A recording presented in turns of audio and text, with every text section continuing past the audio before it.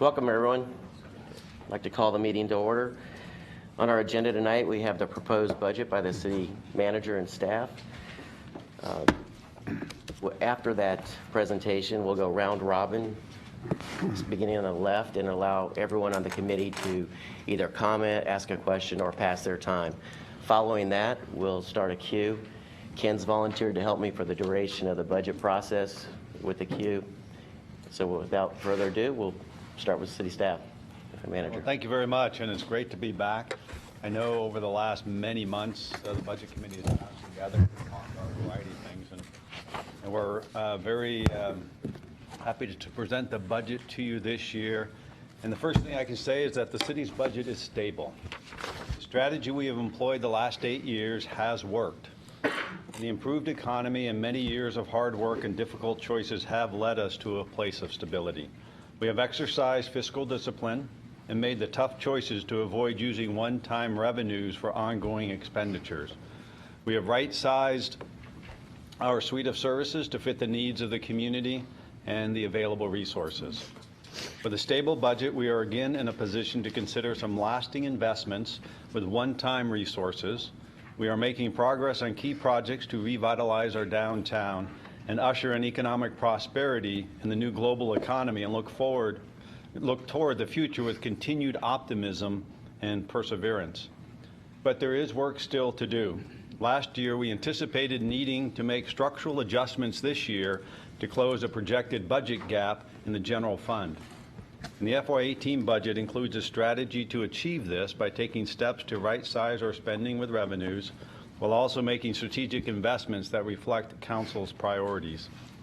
And the guiding principles that served us well the past 8 years are again reflected in this proposed budget. And these principles are a balanced approach, balancing maintaining services with employees and fiscal stewardship, living within our means, having targeted investments in Council priorities, using one-time revenues for one-time expenditures, using a prudent use of our reserves while maintaining a responsible level, and avoiding overcorrection when we find ourselves with structural deficits. And these principles have allowed us to weather the worst fiscal storm since the 1930s and be positioned to take advantage of the opportunities and the possibilities before us. Additionally, we have continued to invest in the community. For example, over the last many years, there's close to $300 million of investment in the downtown. Street maintenance over the last many years has been at the highest in our community's history. Fire department was consolidated. We've purchased hundreds of acres of open space. We've invested in our in the homeless challenge, Operation 365, and rest stops and OVE and the 15th night. And Vision Eugene has created a pathway for us moving forward. The eWeb riverfront is ready for redevelopment. The climate recovery ordinance is well underway. We're putting high-speed fiber in the downtown is a transformational moment for us, and we've participated in several Olympic trials and are preparing for 2021. And those are to just name a few. We see a bright future and remain optimistic about the possibilities before us. And we are positioned well for the future. While we continue to exercise responsible financial stewardship, we must also appropriately grow our economy and invest in the community within the triple bottom line framework. And we must continue to foster partnerships with other community members like the university, eWeb, and the private sector. And the possibility triangle that's up here is in place and lays the foundation for the future. So if you just take a look at this, in the downtown, I mentioned there's been close to $300 million worth of investment. We also have high-speed fiber coming into the downtown and already underway, and that's transformational. That's the next step for us in the downtown that will make a huge difference and create economic prosperity opportunities. We have the Willamette to Willamette well underway. The riverfront, as you know, we're just in the process of purchasing that riverfront property from eWeb, and that fulfills a generational vision that people in this community have had for a long time to connect the river to the downtown and make our river accessible and actually create its own neighborhood. And then the Knight Science Campus with the $500 million investment from the Knights, plus that is a matching fund to invest $1 billion in not just buildings, but in an opportunity to accelerate science out into the community in a very practical way to solve problems. And our challenge will be is all of that transfer of that technology and the jobs and the industry and the businesses and all the support of that. We want that catchment area to be here in our community, not in Seattle, San Francisco, or in Boston or Austin, Texas. And so that's going to be our challenge as our community. And so if we take a look at these three really centers of prosperity, I don't think in our community's history we've been poised in such a way to experience this kind of prosperity. From a budget perspective, creating a budget requires us to balance many variables, and tonight you will hear about how we have balanced these many factors to best meet council goals and priorities and remain good stewards of the resources the community invests with us. And a fiscally sound budget is when revenues are consistently greater than or equal to expenditures while also maintaining a reasonable reserve level. And this is accomplished by using ongoing revenues to support ongoing expenditures. Our fiscal situation becomes unsustainable when we rely too much on one-time funding resources to fund ongoing expenditures, a temptation we have generally avoided. The total FY18 proposed budget is just under $590 million. And I'm just going to note a few items on here and not go all the way around the wheel. We can talk about any of these in more detail. The operating portion of the budget, which is the largest portion, it's over 56%, is up 4.4% this year over last year. It includes all of our personnel costs and materials and supplies, for example, PERS, healthcare costs, and employee contracts. Debt service, examples of that are voter-approved general obligation bonds for parks and streets. That's included in that portion. And the tax rate for GO debt is dropping in FY18 by about 0.3 cents per $1,000 of assessed value, but the average taxpayer will see the same cost from FY17 to FY18. Capital, and I'll talk a little bit more about that in a minute, but this represents the new projects that are currently rolled out this year. The ones that are already been in the queue and have appropriations against them from previous years will continue to just get rolled forward. So this represents the new portion of that. Miscellaneous transactions are things like CDBG and home revolving funds. Intergovernmental pass-throughs include the Metropolitan Wastewater Management Commission sewer user fees and muni court fines and other fees collected on behalf of other governments. So this is the status of the funds as we see them. We are in cautionary status within the general fund for a number of reasons that Twyla will talk about in just a minute. But in brief, as we anticipated last year, we continue to have a structural deficit with revenues coming in less than our expenses, and maintaining reasonable reserves does enable us to thoughtfully manage this period. The ambulance transport fund is in cautionary status because of federally administered health programs are expected to continue decreasing reimbursement rates, as well as decreasing what is considered a covered service. Service calls for both covered and non-covered services are increasing, and costs of providing services are expected to continue to increase above reimbursed levels. The construction permit fund is stable based on a built-up of reserves associated with the student housing boom in FY13 and 14, and steady general construction growth since then, particularly in residential development. And within the last 2 months, or with 2 months remaining in FY17, housing starts are up 3.8% overall over FY16. Parking fund is improving, but it does not have 2 months of balance available, has a backlog of deferred capital needs remaining in the garages. And our current investments in technology should help position this program to move forward, but we are continually looking for ways to adjust the business model for parking to set the fund on a healthier financial track. The Public Safety Answering Point Fund accounts for the operation of 911 call taking in the Emergency Dispatch Center, and revenues are received from the State of Oregon telephone excise taxes. Future revenues are expected to decrease due to decreased subscribers and devices.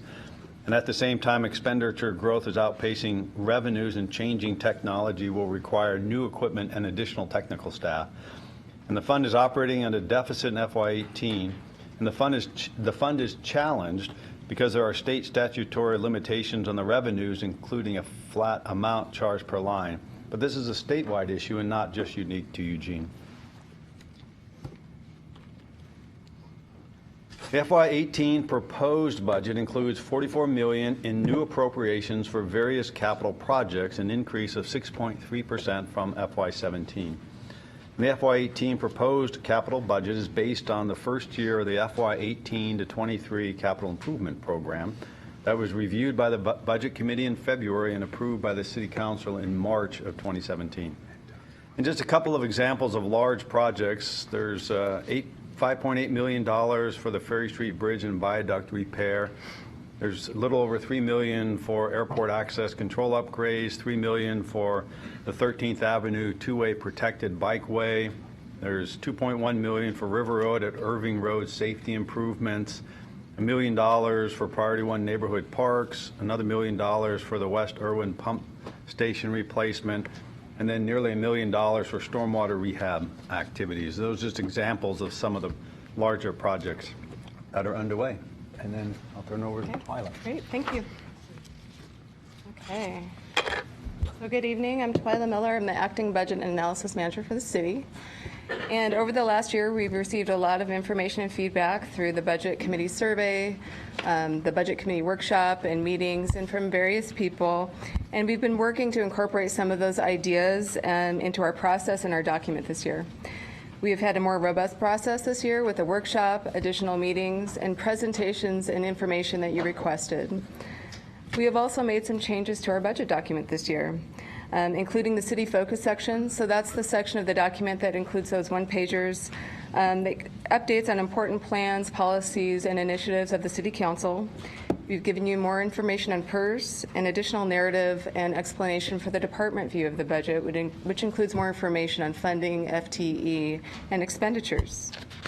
And then if you look here, here's the infographic that we brought to you in February. So we've also incorporated this. You received this as part of your packet. It's also on our website, and when folks go to our website and click on any of those elements, it's interactive, and it will take them to the part of the budget document to give them more information about that particular piece. And you may have noticed tonight in some of your slides, in the lower left-hand corner, there may be some page numbers for the budget document. So that's also, if you're more interested in finding out more information on that topic, you can directly go straight to your budget document and find out a little bit more. So we are always looking to improve our documents and our communications and our processes, and also to provide you as budget committee members with the information that you need in your role as a budget committee. So we will continue to ask for your feedback and also work with the budget committee chair as we go through the cycle this year. So let's talk about the general fund. So while there are over 30 reporting funds at the city, tonight we're going to focus on the general fund, which is the largest fund, and it has three components: the main subfund, the cultural services subfund, and the equipment replacement subfund. Tonight when I'm talking about the general fund, I will be talking about the main subfund. This is the discretionary resources of the city. They're not earmarked by statute or policy for a specific purpose, and they really represent spending across the organization, so public safety, libraries, planning, and general government services. The main subfund of the general fund in FY18 will be $197.4 million, which is an increase of 4.7% over the FY17 adopted budget. A schedule with all the details of the main subfund is on page 117 of your budget document. Okay. So why do we forecast? We do prepare a 6-year financial forecast every year. For the general fund. This is a planning tool that we use to project the financial condition of the city as we look ahead. Staff and the executive team do use this tool. It helps us to understand the long-term impact of decisions we make today, and helps us model what may happen in the future as we look at different choices. And through the use of this tool, we make appropriate adjustments to the budget as we receive new information. We also monitor the forecast to look at 2 important financial goals that we monitor regularly. So the first, are we living within our means? Are revenues greater than or equal to expenditures over the forecast period? And the second is, do we have an adequate savings account? Our target for this goal is 8% of general fund expenditures in the reserve we call the Reserve for Revenue Shortfall in the general fund. And while we don't always achieve that target, we really don't want to drop below 5% in that reserve.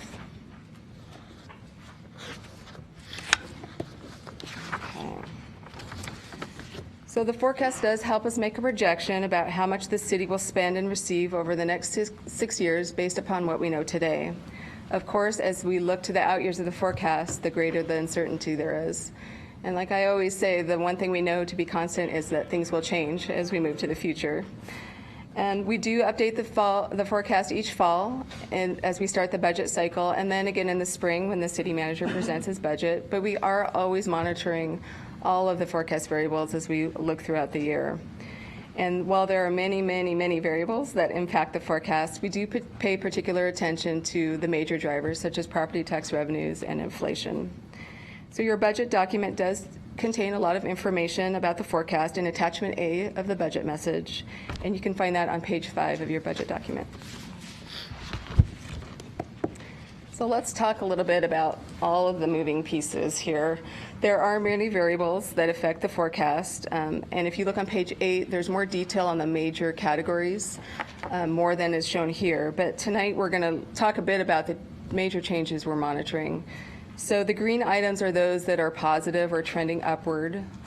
The yellow ones are those that are really in a cautionary status, and then the red items, of course, are items of concern. So starting with revenues, we have property taxes at the top of the list. So property taxes are our largest revenue source in the general fund, and they make up 63% of general fund revenues. And I'll talk more about property taxes and PERS and some of the other pieces later in the slides, so I'll move forward and talk about a few of these other items. So EWEB SILT, which is contribution in lieu of tax, is trending downward from our previous projections. We talked a bit about that in February. So in FY17, we reduced our budgeted amount from $13.5 million to $13.1 million for this revenue source. Overall, SILT revenue will be down slightly from prior projections in the out years of the forecast due to rates not increasing in the current year as previously it had been projected in previous EWEB forecasts, as well as withdrawal of the Broadcom development. Comcast right-of-way license fees. So right-of-way license fees are fees paid by firms that utilize the public right-of-way. As you know, we recently settled with Comcast over broadband right-of-way use fees that resulted in an $18.5 million settlement. That's the other on the right-hand side there, but there is an ongoing component. Comcast has started to remit higher ongoing revenues, and we've incorporated $1 million ongoing into the general fund forecast due to this change. And then there's ground emergency medical transport fees, or GEMT. This is a program that is voluntary that makes supplemental payments to eligible providers who furnish qualifying emergency ambulance services to Medicaid clients. So there's an Oregon work group in the process of working with the Oregon Health Authority to write the state plan amendment for Medicaid reimbursement. We expect to begin collecting about $925,000 in FY18, and these funds will go into the general fund. And then next on the revenue side, marijuana taxes. So there are 2 pieces again to the marijuana tax revenue, the state shared portion and the local tax.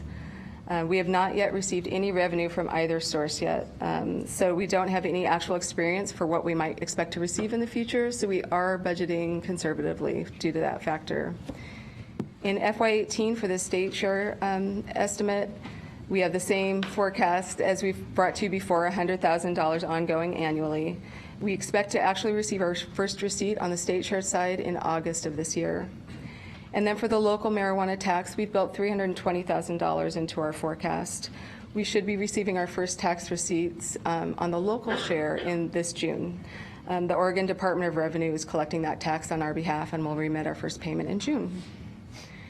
I will talk about expenditures in more detail, so let's just shift and talk about a couple of the items on the other category. So again, on the Comcast settlement, as you all know, on supplemental budget number 1, we recognized an $18.75 million one-time payment from the Comcast court settlement. The City Council directed the majority of those funds, $16.5 million, to be deposited into the reserve for revenue shortfall. The city manager will talk about that more a little later tonight.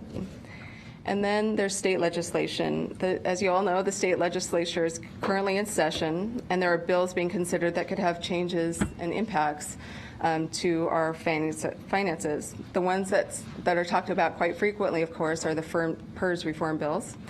But there are also some other bills related to property tax exemptions, which could have a positive or negative impact on city finances. There are some uncertainty about property taxes received from Comcast on 2 fronts. The first is property tax appeal. In tax year 2009, Comcast appealed a significant increase in their taxable assessed value. This appeal has been rejected by the Oregon Supreme Court, but remains in the Oregon Tax Court and hasn't yet been resolved. Comcast also applied for a central assessment exemption under legislation that allows telecommunications companies to qualify for a property tax exemption if the company offers high-speed internet service. Comcast applied and was approved for the exemption by the Oregon Public Utilities Commission, but that exemption was denied by the Department of Revenue. Both of these issues have been the subject of legislation this session, and depending on the outcomes of those pending matters, Comcast assessed value could be reduced, which would impact our general fund revenues. And then finally, there's federal grants. We've been getting news, everyone's been hearing the news of potentially large budget cuts with the new federal administration. While most of our federal grants are in our non-general funds, there are some that could affect public safety functions in the general fund. The examples might be reductions to Homeland Security grants for states and localities for such things as pre-disaster mitigation and counterterrorism.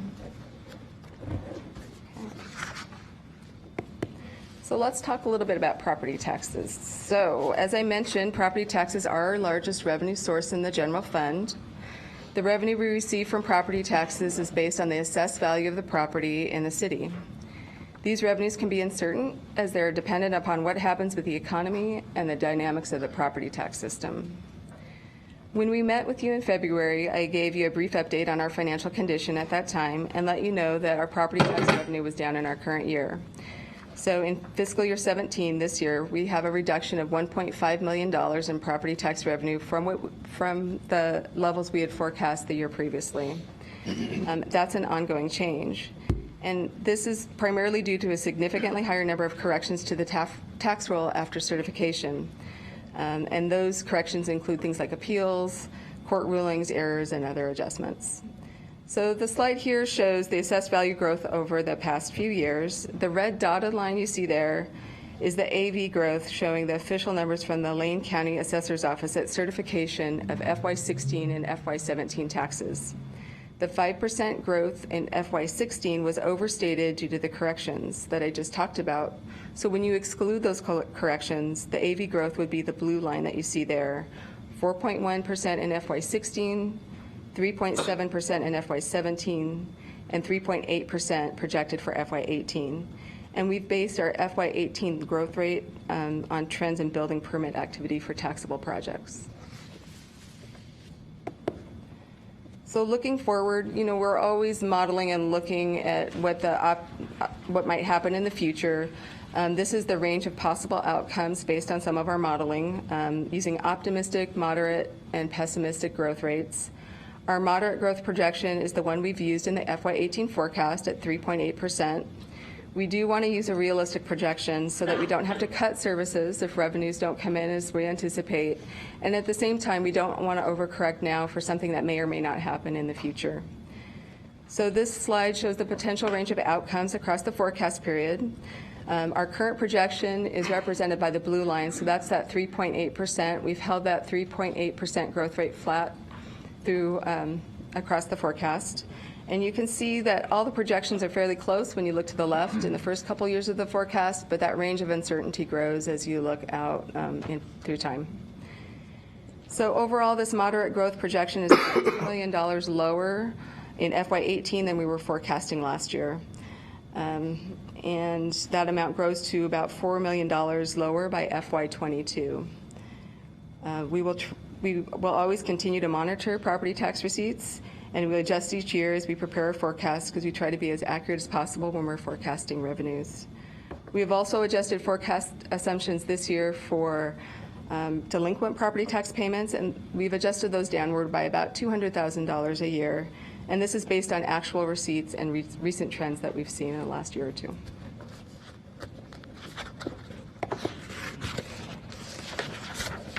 Okay, so let's talk a little bit about expenditures. So this slide is actually showing the reporting fund with all three subfunds that I talked about earlier. If we're looking at the main subfund, the budget for the main subfund is $150.3 million, which again is that 4.7% increase over the adopted budget from last year. And this increase is due to normal inflationary increases, plus a few additions that the city manager will talk about in just a bit.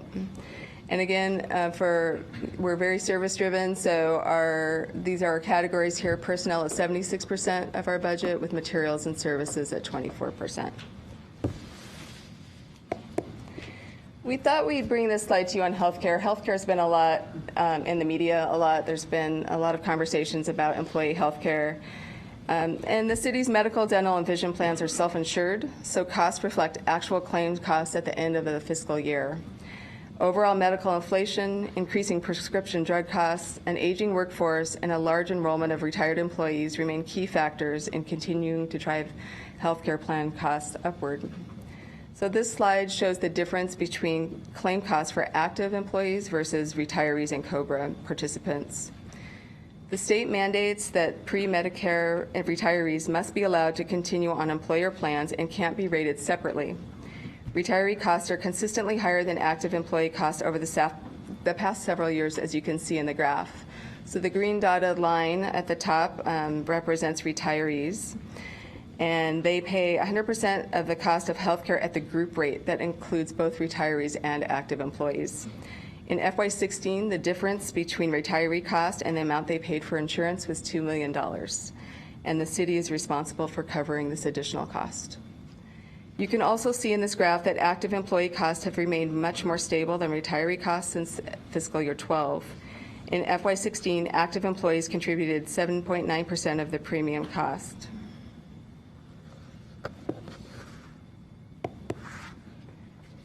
And in your budget document, there's quite a bit of information about PERS.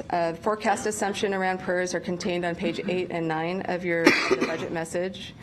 We put together a one-pager on PERS, which was requested by the Budget Committee, with some FAQs on pages 10 and 11. And in the budget summary, starting on page 45, there's a description of pension plan and expenses. And so the next few slides may be very familiar to you. Sue and Myrnie were here last month with this information, so I'm going to cover these fairly quickly, but just to remind you some of the key points when we talk about PERS.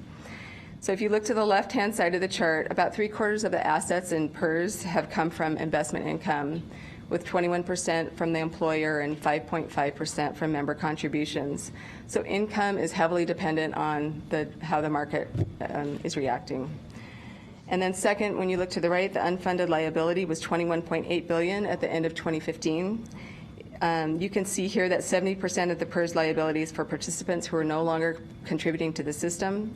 Retirees and inactives, those are folks who are working but aren't working for a PERS employer.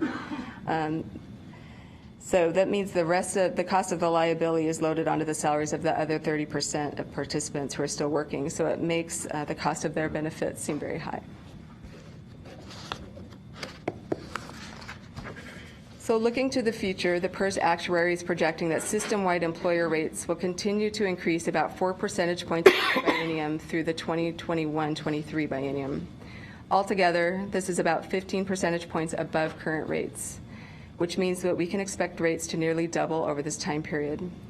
Rates will be relatively level, as you can see here, from 2022 through 2035, when the 20-year amortization period for the unfunded liability ends. And in our general fund forecast, it includes the significant rate increases that we expect in 20 and 22. Given these projections, we would expect there would not be any significant PERS rate increases occurring beyond our 6-year forecast when you look at kind of the flat line there at the top. And then this chart is really just showing the total cost of city's PERS for all funds. You can see the impact of the projected increase in FY18. Current payments to PERS are about $21.5 million and will increase about $4 million in FY18. And then this chart is showing the actual and projected employer rates for Eugene. PERS rates change in the even numbered years, and you'll see that some of the rates went down from fiscal year 12 to 14. That was due to legislation in 2013 that was subsequently overturned, and then rates went up significantly in 16 and 18. We are certain about the rate increases in FY18 as we received our rates from our actuary this past November, but future rate increases in 20 and 22 involve some level of uncertainty. In our forecast, we're assuming the maximum possible rate increases over the next 3 biennium. Rate increases operate under a collar, which mitigates changes up or down in order to help employers better manage the actuarial swings that can occur. It is unlikely that our rates will be much lower than the projected rates due to our collar. So really the 3 takeaways when we think about PERS is we're doing a good job of planning for the rate increases. We're constantly evaluating, getting new information each year from our actuary and incorporating those into our forecast. We have built what we believe is the maximum rate with our collar into the forecast. And at this point, we don't have a lot of control over these costs. We'll see what happens with the legislature this year. But as there are currently bills in the state legislature, as I mentioned before. Okay. So let's talk about the current year. So we've talked about all the variables, all the things that are trending upward and down. So once we incorporate all of these variables, assumptions, and then the FY18 proposed budget decisions into the forecast, the surplus and deficit lines are shown on this slide. So anything above the red line is a surplus, which is good, and anything below the red line is a deficit, which is good. So last year when the city manager presented the proposed budget, he foreshadowed a budget gap of $1 to $2 million in the general fund. We gave you an update in February and let you know that the gap had grown. And after our full forecast update this spring and incorporating these decisions, the gap has grown to $3 million. As part of the FY18 proposed budget, ongoing general fund expenditures have been reduced by $1 million. Rather than reducing service levels or cutting programs in the coming year, city departments will continue to look for ways through efficiencies to manage growing costs. General fund material and service budgets will not receive adjustments in FY18 for items such as inflation. Material and service budgets include items such as utilities, contracts, fuel, equipment, and internal service fund rates. This action does have an internal impact to the city organization, as many budgets are already constrained as they've been reduced through the recession, but this strategy does not result in services being cut to the community. The green line incorporates these strategies and represents what would happen if we took no additional budget balancing actions in the out years. As you can see, in FY19, there's a slight surplus, but all future years would be negative. So the second piece of our strategy is in the future. We anticipate the need to find additional savings of $1 million in ongoing strategies in FY19 and FY20. With those reductions, our surplus and deficit line is improved, as you can see by the blue line here. There would be ongoing budget reductions to bring expenditures back in line with projected revenues. The difference between the dotted green line without taking any action and the solid blue line with the proposed multi-year strategy shows that the budget gap is bridged between now and FY21 and is cut significantly in FY22 and beyond.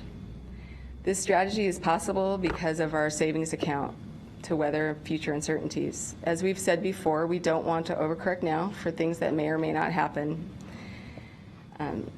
There are many upside and downside risks to the forecast that we will be monitoring over time, all of those moving parts.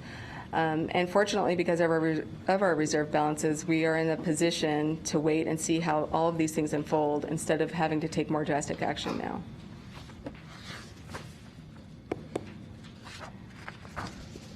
And I do want to touch upon inflation quickly. Inflation has remained at very, very low levels for quite some time. This driver can have a great impact on material and services, as well as our cost of living adjustments, which are often tied to inflation. For FY18, the proposed budget includes an inflationary factor of 2.5%. Although, as I mentioned in the last slide, departments that are in the general fund are not going to receive that adjustment. Future years' inflation range in the forecast from 2.3% to 2.8%.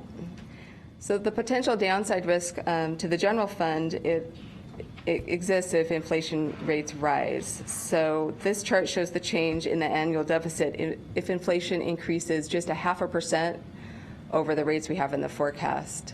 So the blue line is our current forecast with our current inflation rates. If we increase those just 0.5% all the way across, it drops quite dramatically, you can see. The projected budget gap increases by at twice the level by FY23. So we closely watch the quarterly Oregon State Economic Forecast, which is what we use to track our inflation, and we're monitoring that each quarter and updating assumptions as needed. You may recall that in the FY17 budget, we had a reserve for revenue shortfall of $6.5 million. The reserve is basically the savings account for our general fund. There's more information about the reserve in your budget document on the pages noted on the left-hand corner of your slide there. You can see that on supplemental budget number 1 in December, the reserve balance jumped up quite a bit, and that was due to recognizing the Comcast settlement on supplemental budget number 1 as part of our audit adjustment. The City Council directed that $16.5 million of those funds be deposited into our reserve, which is the main increase you see on supplemental budget 1. The FY18 proposed budget, the reserve is set at $21 million, which is about $2.1 million less than the current budgeted amount. The reasons for this reduction are twofold. One is to pay for some of the one-time costs that the city manager will talk about in his budget proposal. And the second is to shift dollars into the unappropriated ending fund balance, or UEFB, to meet the council's policy of holding 2 months of expenditures in that account. So the UFB is that account, the reserve that enables us to pay our bills and make payroll in between the beginning of the fiscal year on July 1 and November, when we receive the bulk of our property tax revenues. So the city manager will talk more about the reserve for revenue shortfall right now when he talks to you more about the FY18 budget.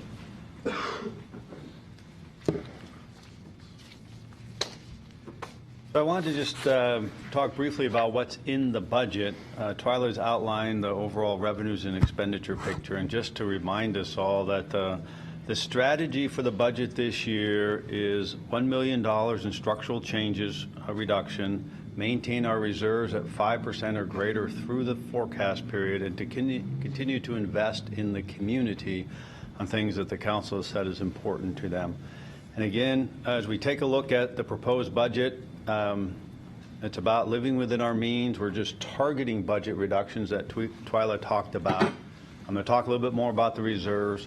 And as we talk about investments, we're really trying to continue our investments in downtown, the service demands driven by increased economic development, and in other community priorities that we'll talk about. So here's more specifically the ongoing general fund changes, which are different than the one-time piece.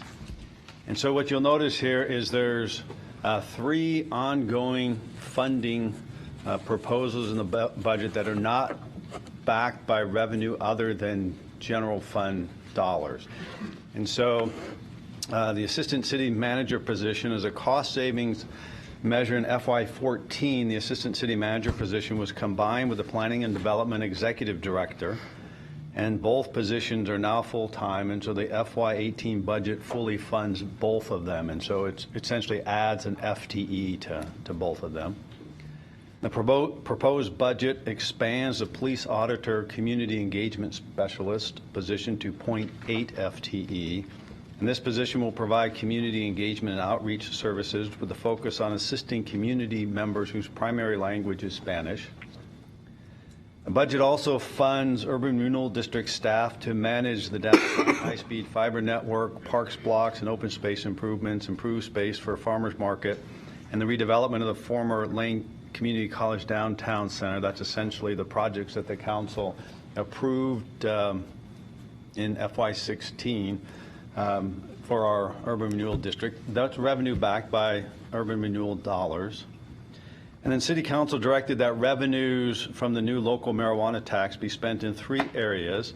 And the additions that we're including in the FY proposed budget include funding for the criminal justice system, and that includes resource gaps within the Eugene municipal justice system, community court, and capacity needs in the city prosecutor's office.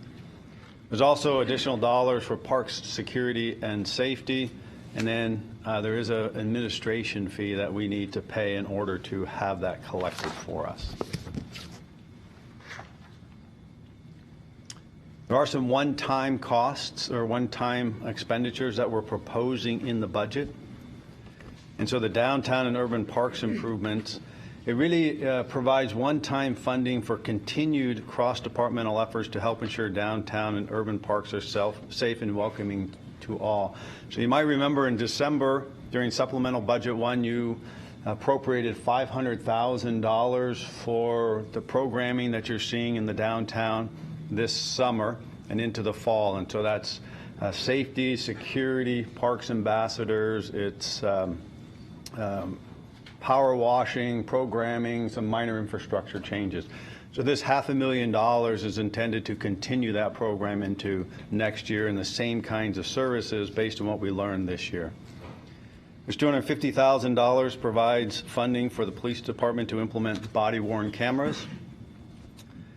We also have dollars in there for funding for a limited duration assistant city attorney position, and this position will be dedicated to providing legal support for the work related to implementation of Envision Eugene and other long-term planning and growth management initiatives.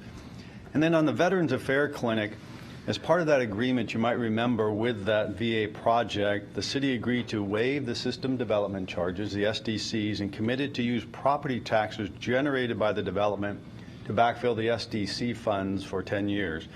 And the VA clinic is generating over $250,000 in annual property tax, which is sufficient to reimburse the SDC fund. And so this particular item actually will occur over multiple years, and so we'll start seeing it being repeated. And then the Green Hill contract provides funding to address the increased cost of operations at the First Avenue Animal Shelter. The Budget Committee also wants to know what happens to the FY17 one-time funding that's in that budget. And so this is just a recap of that. The body camera funding is was for a grant match for body-worn cameras by the police department. The evidence control unit staffing, you might remember there was, we staffed up to respond to a performance evaluation on the evidence control unit. They found some things that we need to make some improvements to, so we increased the staffing for that, for them to fulfill and make those changes. The Human Service Commission funding, there was we added some ongoing funding last year to the Human Services Commission. So the ongoing portion of HSC funding that was committed to this year is committed to in FY18 as well. There was $125,000 of one-time funding that was approved by the Budget Committee, or recommended by the Budget Committee and approved by the Council. That $125,000 is not in the current budget proposal because it was one-time money. The replacement of the recreation program software, it's completed, and that was to replace their program for registering and scheduling courses and classes. The Community Justice Initiative, I think you're familiar with that, but really the goals of the project are trying to reduce behavioral crime and recidivism and trying to align better between the justice system processes, caseload, and available resources, and then actually providing other pathways for people to move into a different path for wellness. And so this was funded at $100,000. We spent that in this year's budget, FY18. We were recommending 250 or 200,000 in this year's budget. 250. $250,000 of one-time funding in FY18 to continue this initiative.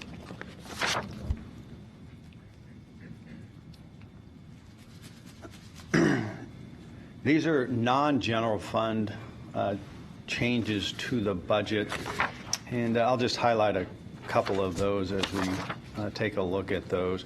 The telecom piece, for example, the telecom program currently funds telecom-related equipment replacement at $500,000 per year and supports critical parts of the city's information technology infrastructure, such as data network hardware, as well as equipment used by individual departments.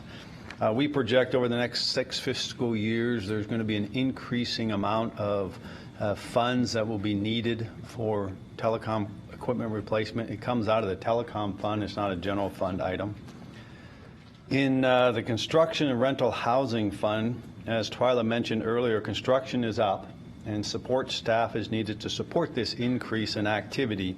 And so the proposed budget includes the needed inspectors and plans reviewer, as well as adding a business liaison, which is really a new position for us. And this position would work between the local building community and management of the PD, Planning and Development Department, to develop, interpret, manage, analyze systems, policies, and procedures related to building and local codes.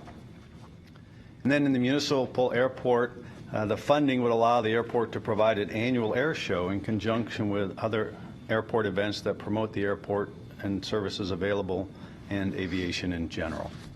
And we can talk about any and all of those if we need to.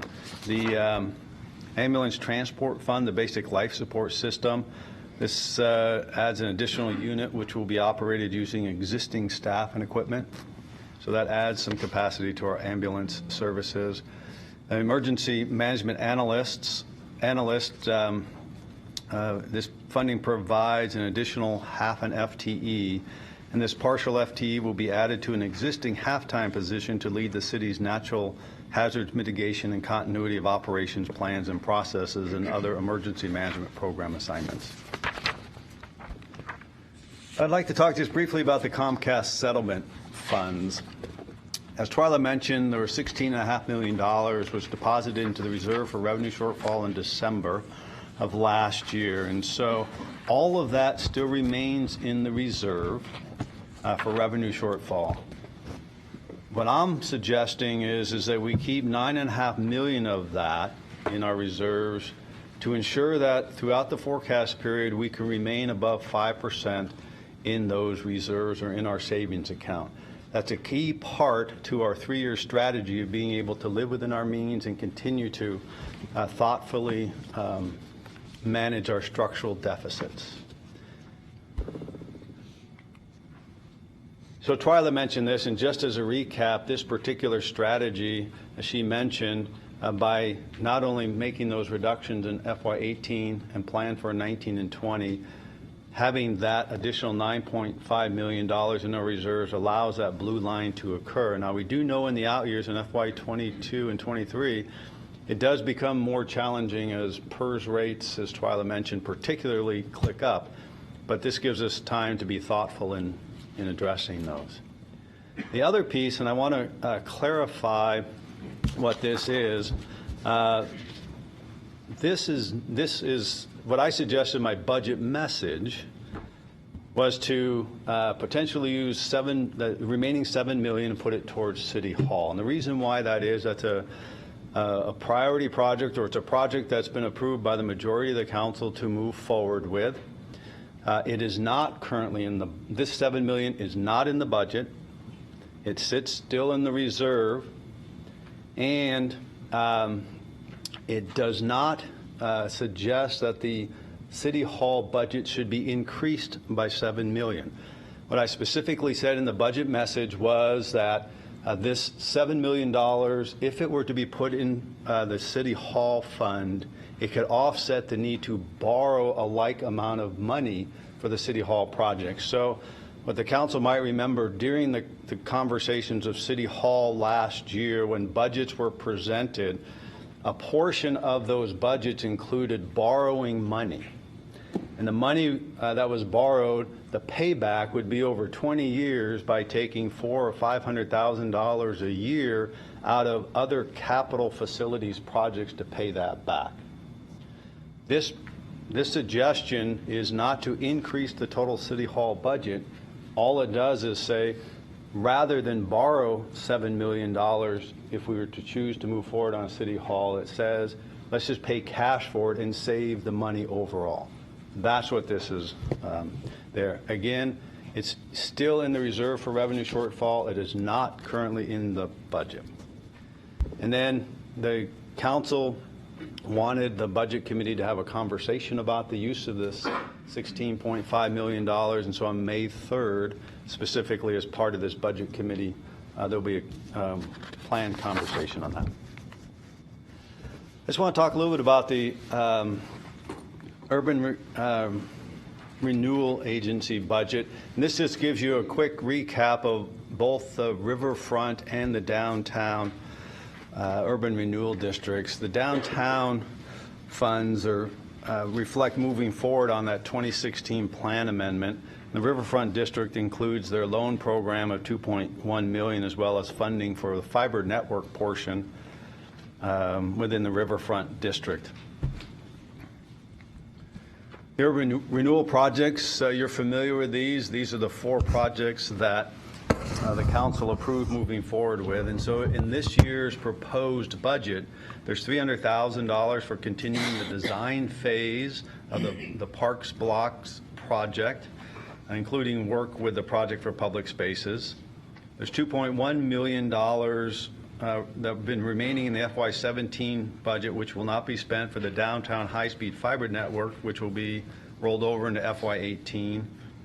The former LCC Downtown Center, the budget includes $50,000 for work that was budgeted, though not spent in FY17, so essentially that rolls that over. And then it also includes $300,000 for staffing to implement all the project amendments to the downtown plan made in 2016. So those are the specifics that are in the Urban Renewal District budgets. And then just briefly about the unfunded needs assessment. One of the things that the Budget Committee has talked about is wanting to take a look at what are all the things that were considered by the city team in putting together the budget and were not included. And so if you take a look at, well, I'll just do a little bit of show and tell for people. Within your budget document, there's a tab of unfunded needs. And I think what's nice about this is there are a couple of ways that the data is put together that I think helps. One, there's some general information with some data around types of costs and those kinds of things. But if you look at the spreadsheets, and we're not going to go through these, but we've really taken a look at, based on a lot of feedback, is each of the unfunded needs, we've related it to various council initiatives, plans, and policies. So you'll see the matrix of that. And so if you take a look at something like climate recovery, ordinance, city organization implementation, and there's information on all of these that can be obtained. It relates to any number of policies and initiatives, whether it's the climate recovery ordinance or disaster preparedness, Eugene, et cetera. And so you can quickly take a look at what's they are pegged to. There's also information in here that describes the project in more detail, and then it talks about what are the ongoing costs of those particular projects and what are the one-time costs associated with those projects, and if there's any FTE that's incorporated in that. And so the intent of that is to give the Budget Committee and the community an idea of these are the kinds of things that have been considered. Here's the cost, here's how they relate to the policies and all. And just as an example of, many of you know, just in the last day or two, we actually received how much? Almost $700,000 in an Oregon seismic rehab grant, which is funding upgrades to 3 Eugene fire stations, 7, 8, and 13 in Bethel, Danabo, and University. And so there's an example of that particular project sits in the unfunded needs assessment. A grant was applied for. We now have the dollars to move forward on that project. And so now it really becomes, it's not an unfunded need. That'll shift over to it's an active project status. And so it's where there's a couple other examples of things that are in the work right now that are assessing some of the unfunded needs, which then will come back to council for what do you want to do with those. You might remember when we were meeting last time as a budget committee, we mentioned that we are in the process of taking a look at the entire community justice system. That's the public safety side of that, the human services side, particularly community court, its prosecutors, its defense attorneys, and its jail beds, and all of those. And what we're trying to do is figure out, based on whatever the capacity or the service level that ultimately council decides that we want to have, we'll be able to say, here's what's needed in all those pieces to get to that service level, and growing in phases in ways that it keeps the whole system moving and doesn't bulge out just one part of the system. So the whole system maintains capacity. And so we are doing that work, and that will come back to the council by the end of this calendar year, which then, depending on how the council chooses to act on that, some of those things move off of the unfunded needs assessment and onto a working plan that eventually works into other documents like the CIP and the budget document. If you could think about the Parks and Rec system plan that's going on right now, it's the same thing. You'll see those projects are in the unfunded needs assessment. But the work that's been going on for the last couple of years is trying to identify which of those projects the community ultimately may want to invest in.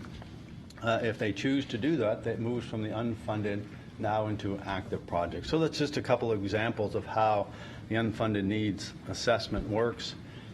This is just a little bit more information that if you were to look into the document, these are the kinds of things that you see in that particular document. And then as we take a look at all of these things, and these are the kinds of questions that the council responds to and answers for themselves as they're trying to decide which of these to move forward.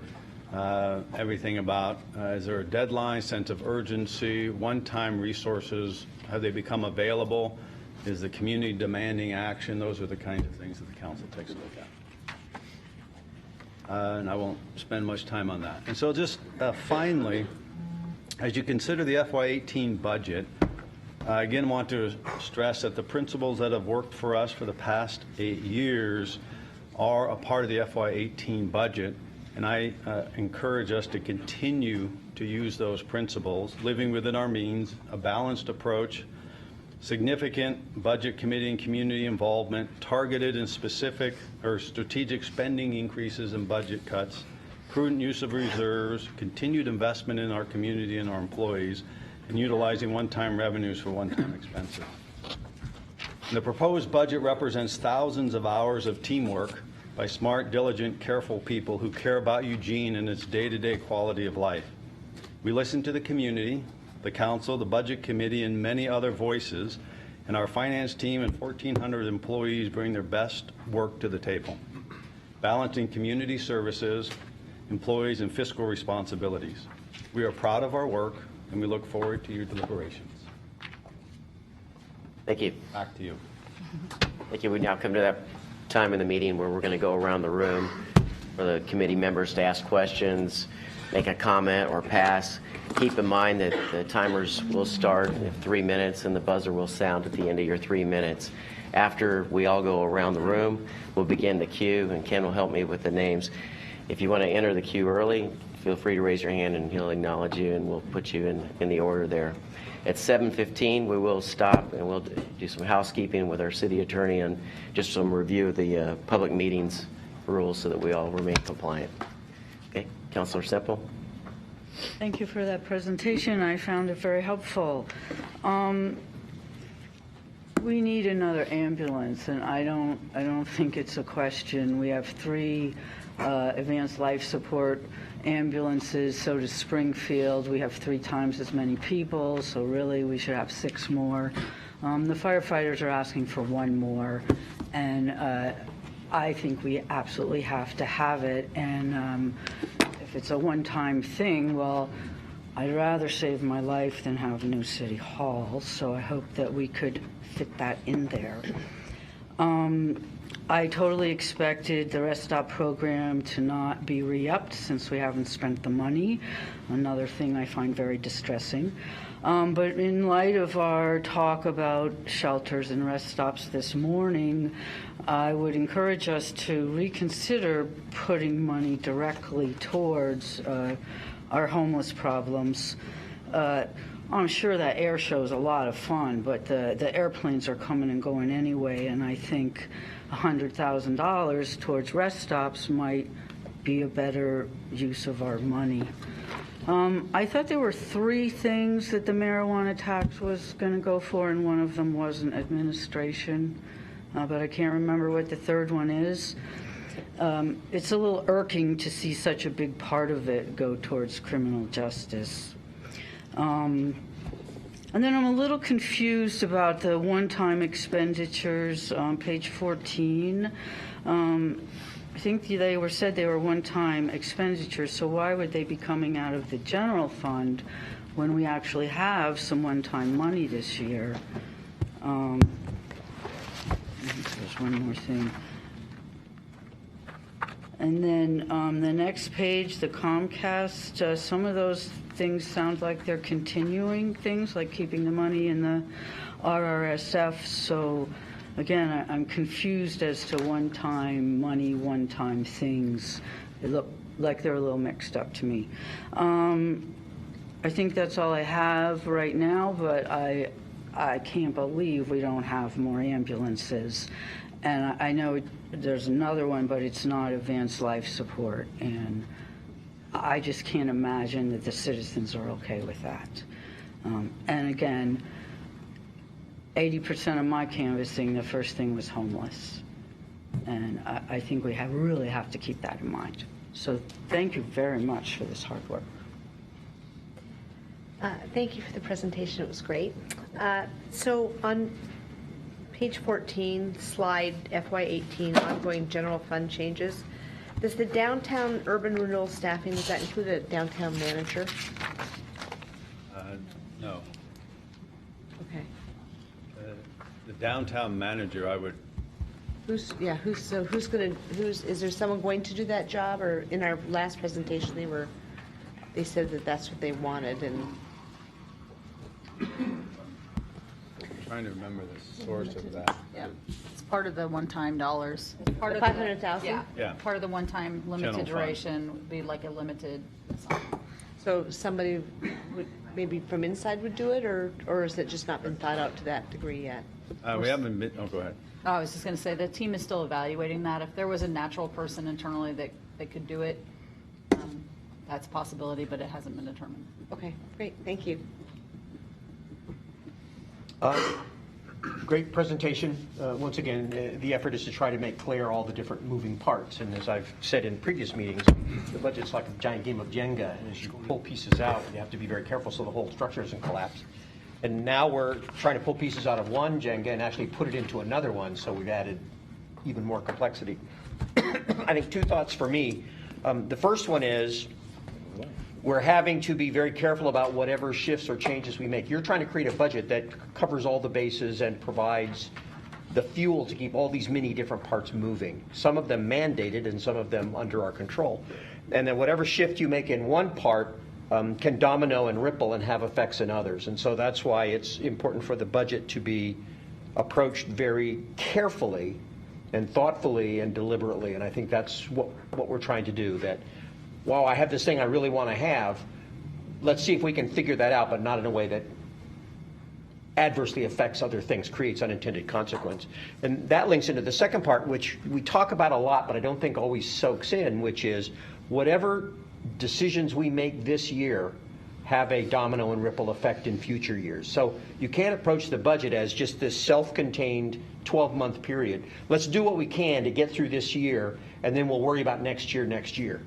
Because we've actually experienced the downside of doing that, where we've done certain things in one year to just get by and kind of stagger into the next year and find out we have even more problems in the subsequent year. And just looking at the charts where the trend line goes down, you might say, well, gee, we've got money this year, let's spend it on something great, where 2 years from now, we'll need that money. And so it's very tempting to eat the corn now instead of planting it for next year. But next year, then you won't have a crop if you eat the corn now. So we have to be mindful that whatever decisions we make now not only affect budget this year, but also may have a ripple effect for next year, which is why you have to be cautious. And some of us, whether it's in the audience or even at this table, may say, well, you're not being bold enough, you're not doing this thing, you're not spending this money this way or doing this kind of thing. We should have that kind of conversation, but we need to have it in light of the fact that it may affect other moving parts of the budget, some of which are the results of agreements, contracts, or other things that we don't have a lot of control over. We can't move money from one fund to another fund legally, even as much as we would like to do it. So we have to work within what's available in that fund and isn't covered by contracts, and that amount gets smaller and smaller and smaller. So I'm just saying we need to be thoughtful, careful, and also recognize the city council as the elected body sets the budgeting policy.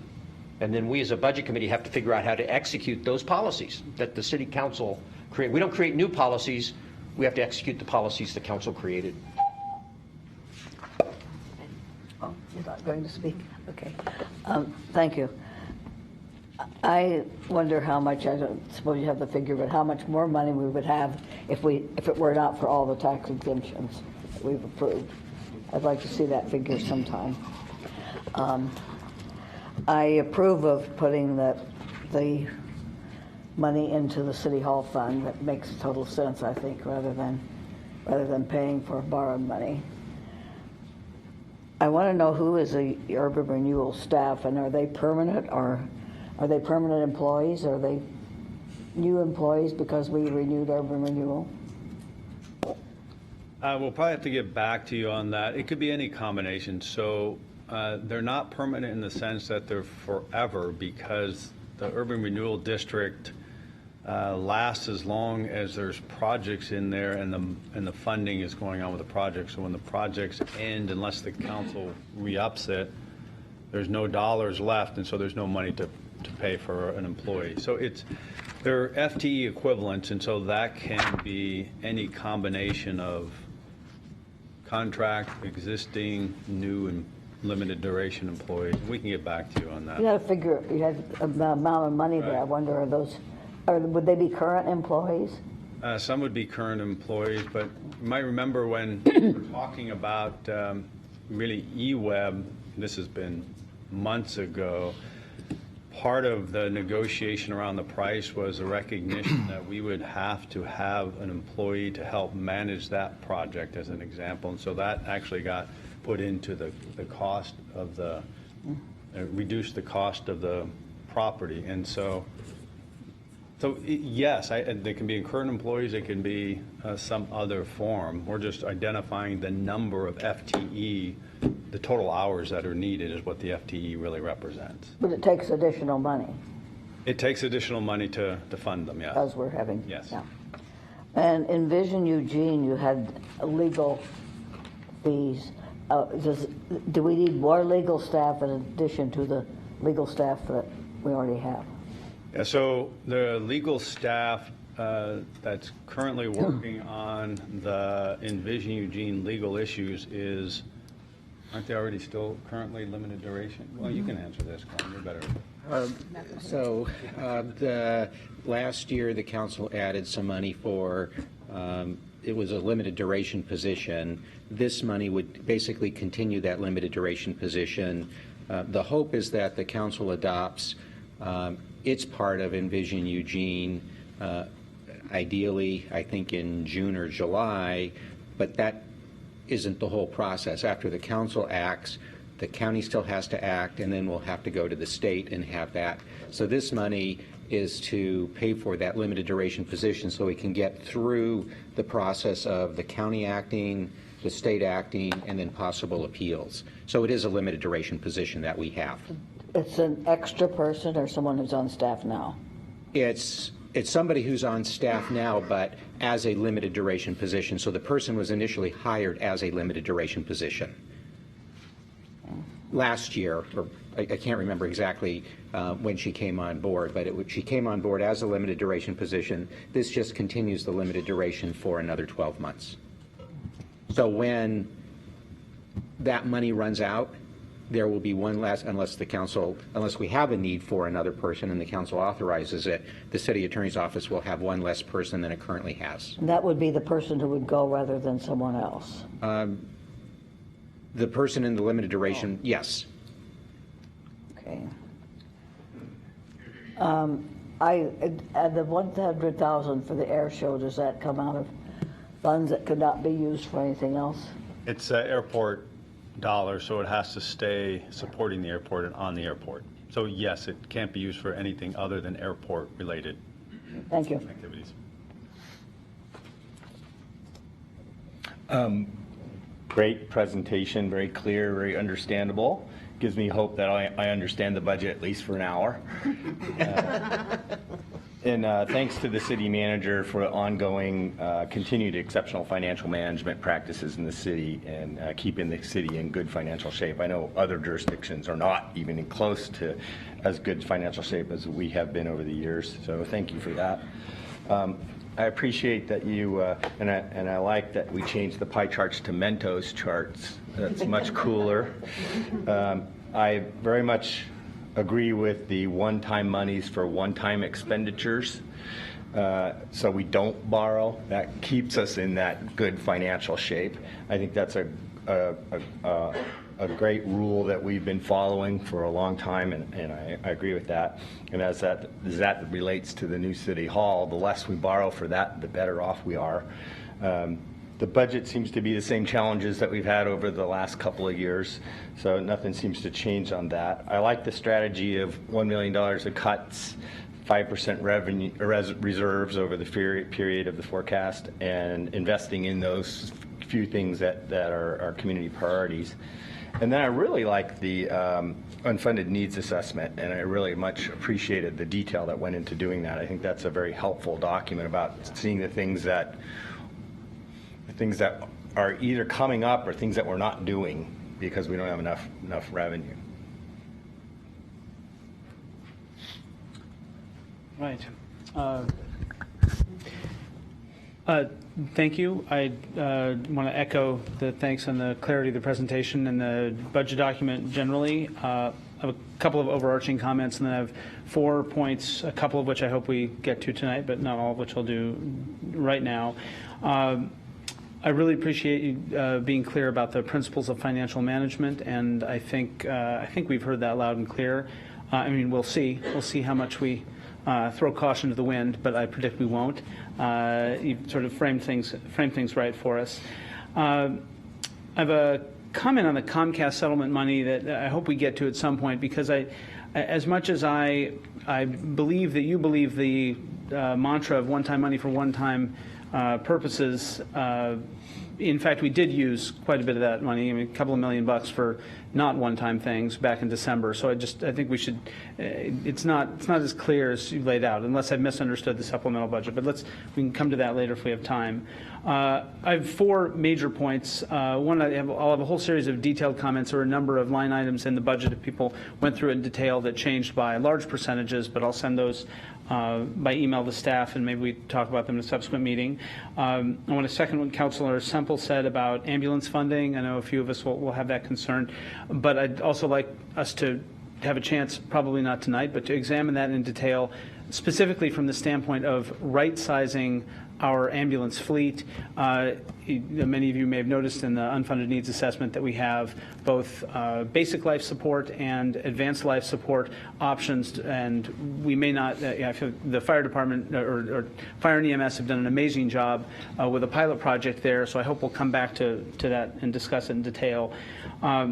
I will be submitting a draft motion for people to look at in between this meeting and the next meeting to pursue some sort of open budget portal. I think all of you have seen the Redmond, Washington portal that I cited as an example. There are several others out there, but I will want us to consider a little bit of one-time funding and a little bit of ongoing funding so we can be much more transparent and accessible to people in the city. So I'll have some concrete ideas there.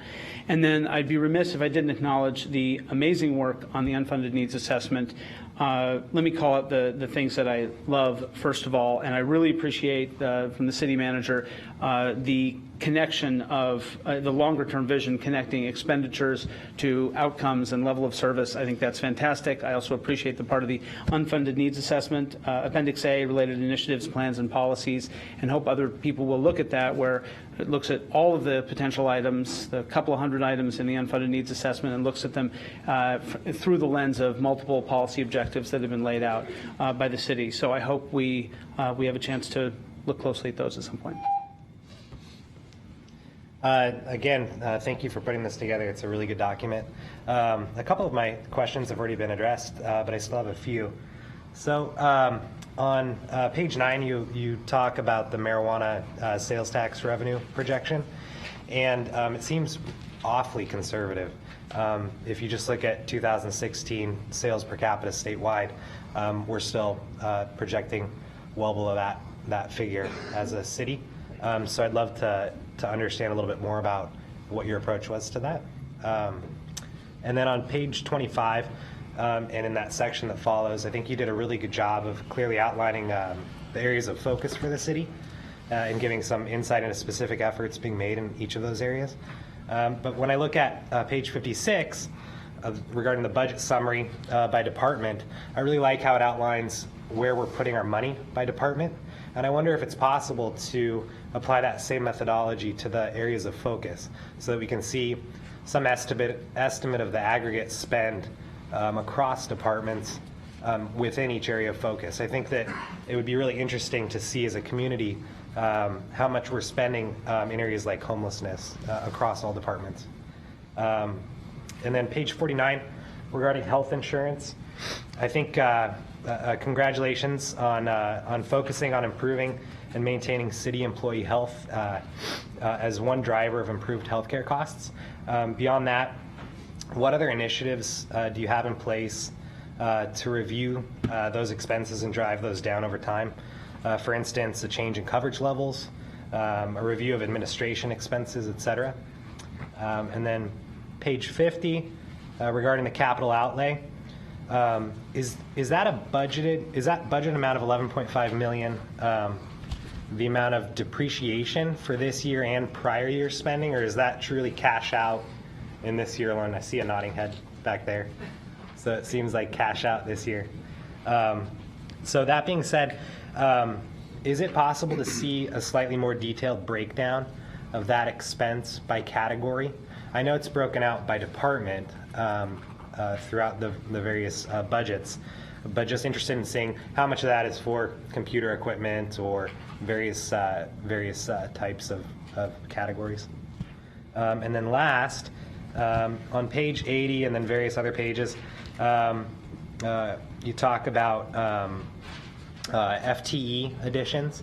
And I know that in many departments, to solve resource gaps, in lieu of adding additional employee or staff, they're using overtime. And so I'm just curious, kind of across the board, what are the factors that you look at when looking at the cost versus the benefit of adding staff or adding overtime?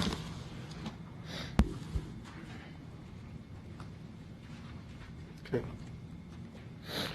Well, again, I'll echo the same comments that have gone around the table. I think that this is an excellent presentation, and I like to kind of focus on the UNA prioritization list. How did staff come up with, is that list in order, the list that's on page 6 of the UNA, is that in order of, the priorities that have been designated as most important, or is it just a general bulleted summary of those items? So when you talking about on page 6? 6, I'm at 6. I don't have my right set of eyes on. So those items on page 6 are what we have said were included in either supplemental budget. So yes, I mean those are. They're not in priority one. No, these aren't in priority order, but they are in aggregate. Yes. Just in the aggregate. Yes, but not in specific. Yes. Okay. So that's it for me now, so I'll pass on to the next one. I appreciate all the work that the city manager and staff have done to prepare this budget.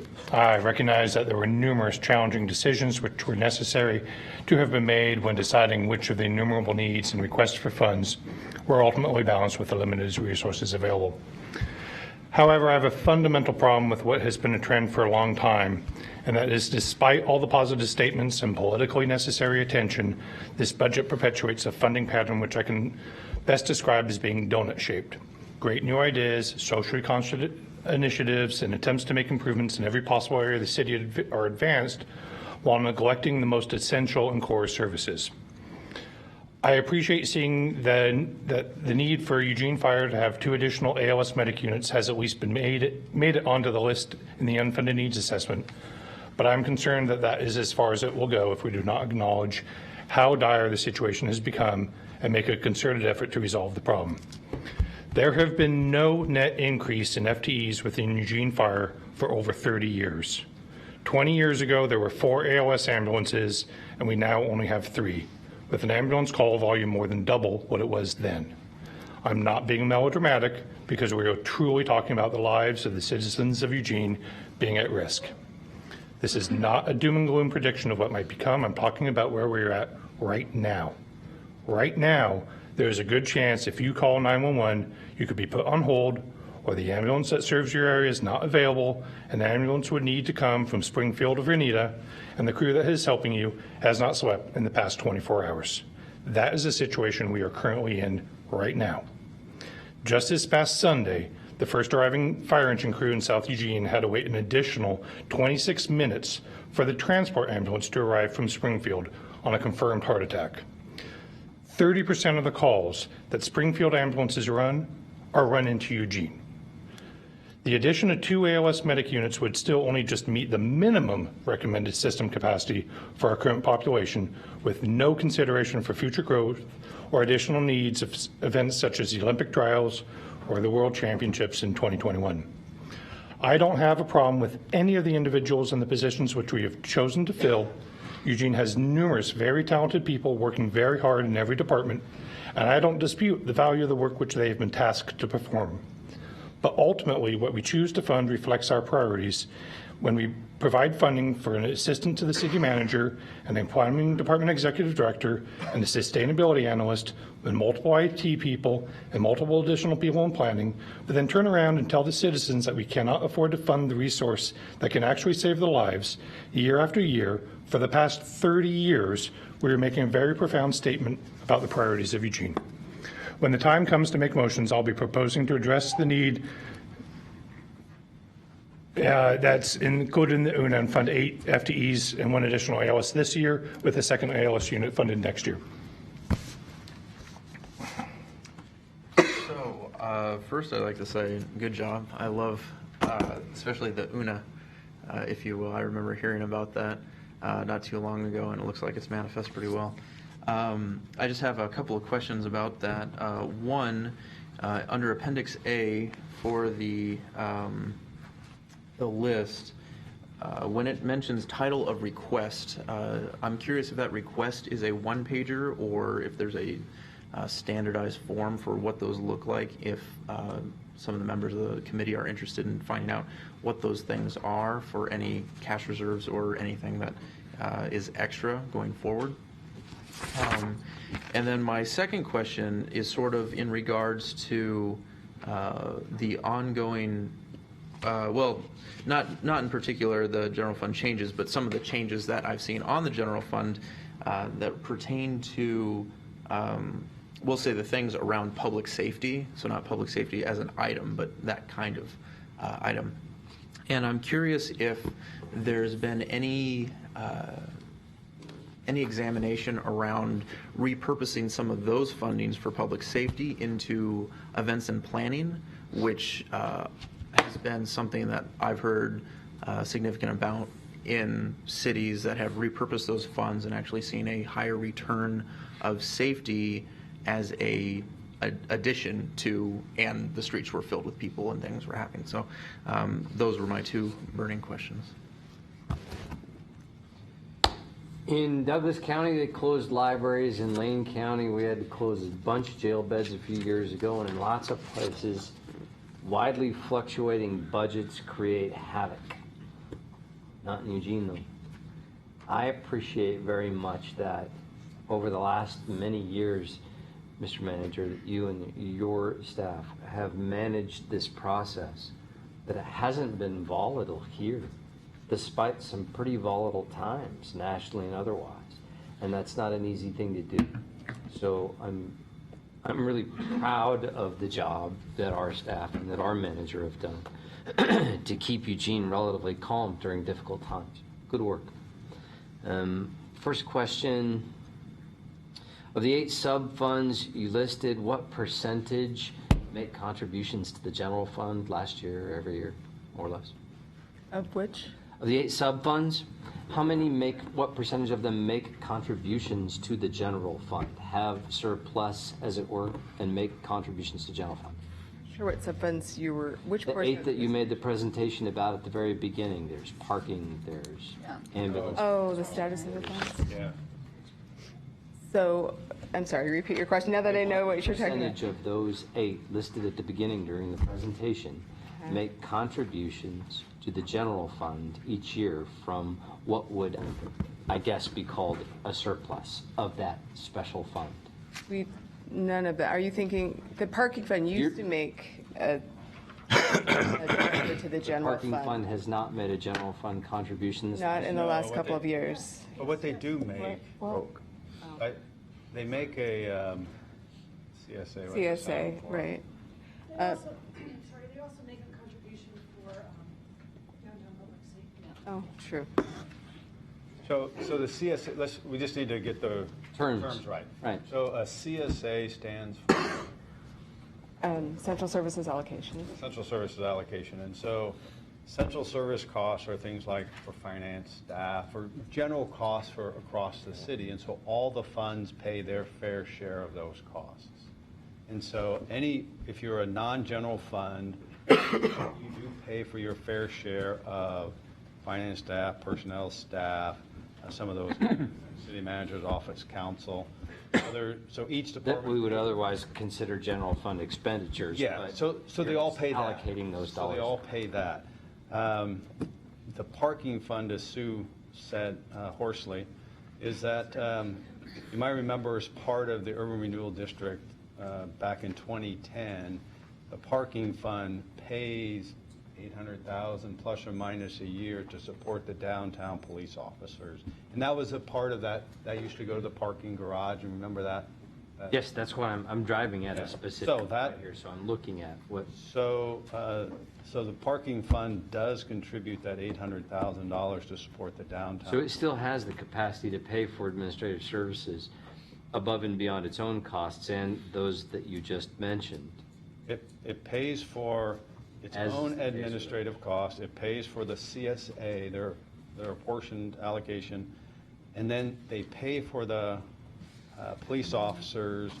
And you might remember that essentially the equivalent amount was going to pay for a parking garage bond, and so they've just now moved that money now to pay for the police officer. And the parking bond went into the Urban Renewal District. And your reason for caution with it is what?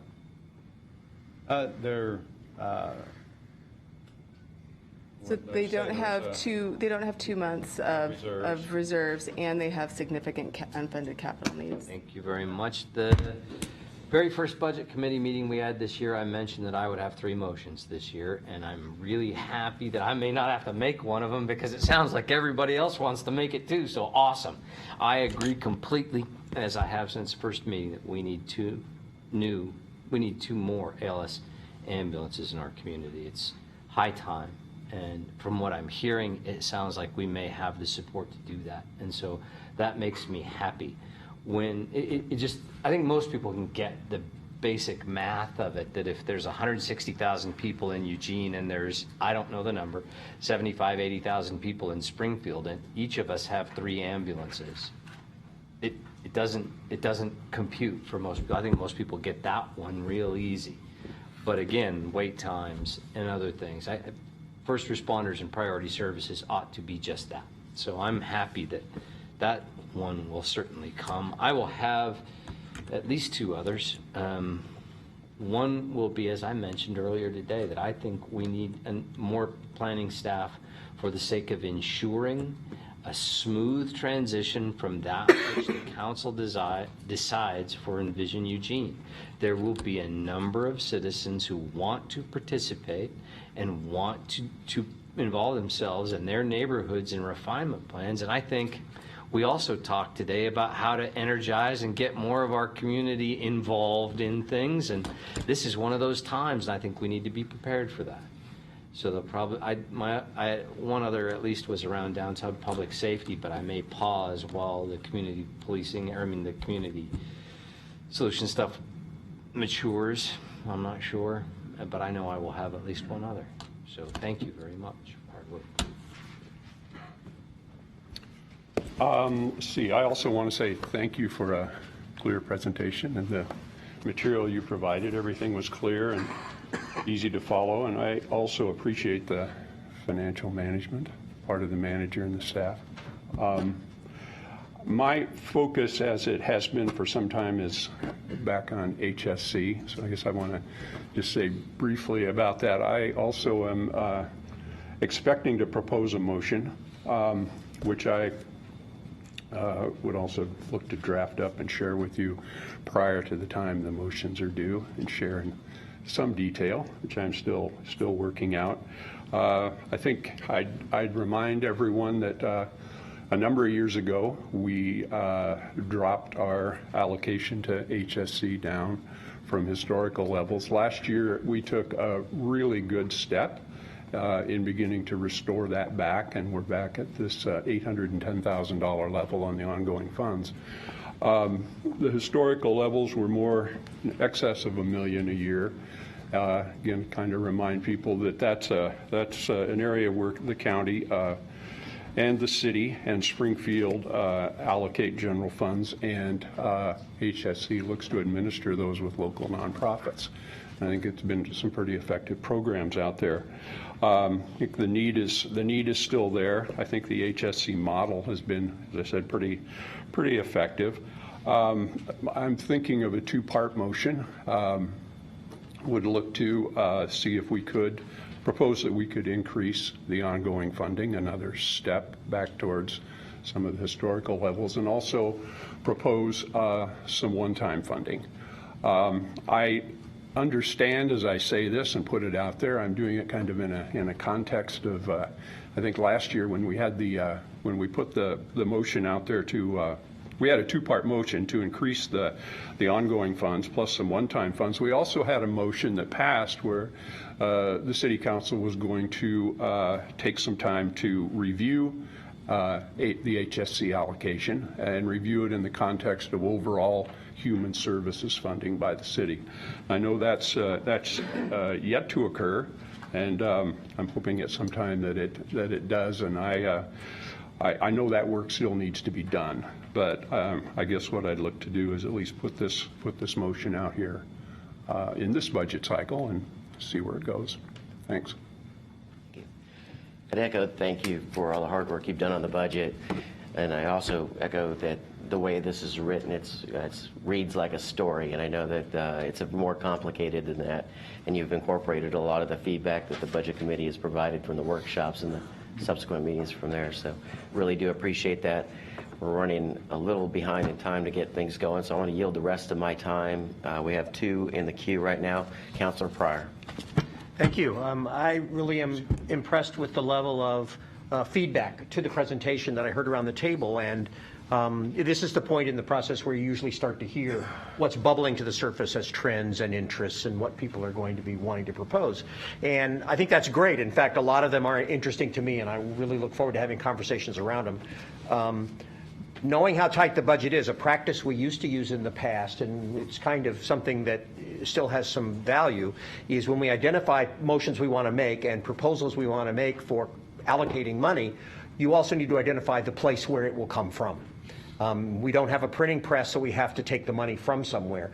So while it's a great idea to talk about it and say, I want to do this, and I probably will even support it, we also need to identify where the money comes from. To just say, well, city manager, you go do it, it's not his responsibility to make those kinds of policy choices, because it is a policy choice, because we're talking about prioritizing this over that. So this group needs to provide guidance in terms of where we're going to take the money from to finance whatever the new thing is. And I don't have a preference, but I think we need to be able to know what that is. So I would suggest if you have a motion to make, anyone who has them, talk to the staff or look at the budget and say, where would I take that money from in order to fund this idea?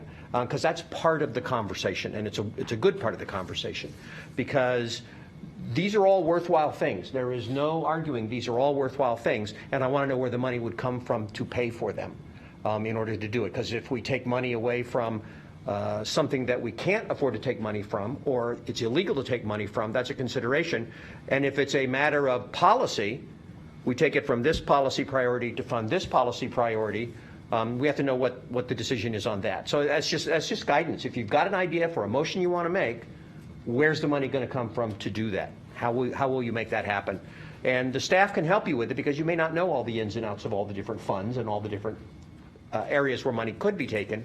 But it does have a policy implication, because the money's all allocated right now.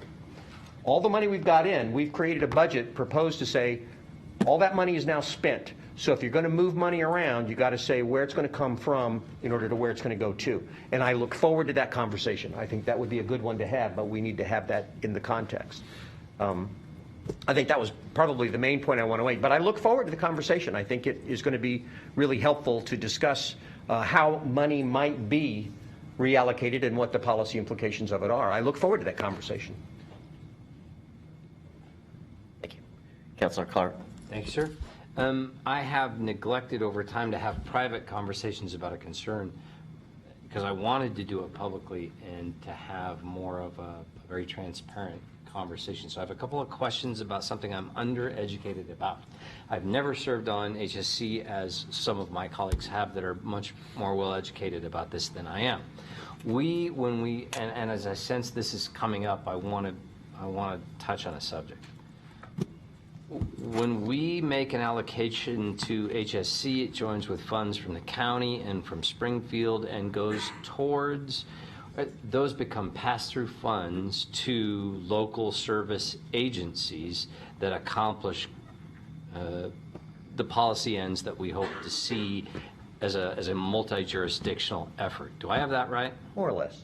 And I'm looking at Chris a lot here, because he's certainly the expert at a lot of this. So when that happens, what's that? And state and federal funds. Certainly, they're not the only funds, but the funds that we're deciding to spend or not spend flow through the county's HSC director. Who makes the policy decision about which agency gets which dollars? There's committees that are set up to decide. So that's by virtue of a vote of the committee, and by bylaws it's invested that that the committee has the jurisdiction for the monies that are spent? Human Services Commission. The recommendations are made to the Human Services Commission, and they make the decision. Which is multi-jurisdictional. Does this body or does that body have the capacity to ask for an audit of any of those agencies? They provide a lot of detailed information to the system at the county. They maintain very detailed records of all the services they provide and the people they provide the services to. And there are federal and state regulations that are governing those processes too. So there's sufficient checks and balances in terms If I had a question about whether or not there was sufficient checks and balances, how best would I, as a member of this committee or council, address that? And I'm now looking at the manager. I think what you can do is just ask us the questions, and we'll try to answer those questions. I'm asking broad general ones because I'm trying to avoid saying negative things publicly, but I also don't want to have private conversations about concerns. I want to do it publicly.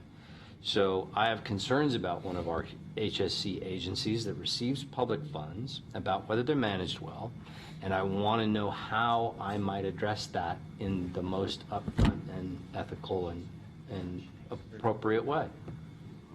There's a couple of options. You might have some. One is, Greg, are you the council liaison for HSC right now? Myself and Claire, and we can bring that up at the HSC meeting directly with Steve Manella, who's our staff lead on that.